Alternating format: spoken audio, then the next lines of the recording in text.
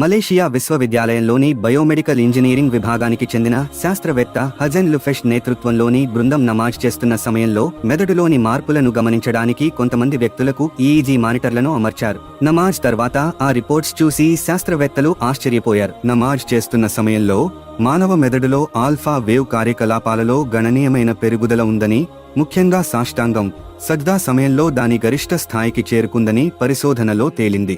ఈ ఆల్ఫా తరంగాలు మన మనస్సుకు శాంతి మరియు ప్రశాంతతను అందిస్తాయి, ఒత్తిడి సమయంలో మనకు సహాయపడతాయి. ఇప్పుడు సైన్స్ కూడా నమాజ్ ద్వారా మనస్సును ప్రశాంతపరుస్తుంది మరియు రిలాక్స్ చేస్తుందని అంగీకరిస్తుంది. అంతేకాదు, ప్రముఖ సైకియాట్రిస్ట్ డాక్టర్ బివి పట్టాభిరామ్ గారు ఒక టీవీ ఇంటర్వ్యూలో నమాజ్ చేసే వారి గురించి ఏం చెప్పారో ఒకసారి చూడండి. గొప్ప విషయం ఏంటంటే, ఇప్పుడు ఈ రోజు దాకా అరబ్ కంట్రీస్ లో మెంటల్ హాస్పిటల్ లేదండి. ఎందుకంటే వాళ్ళు రోజు 5 సార్లు కూర్చుంటారు. Your mind is like a diamond. అంటే ఎవరైనా ఉన్నా అంటే నమాజ్ చేయట్లేదు.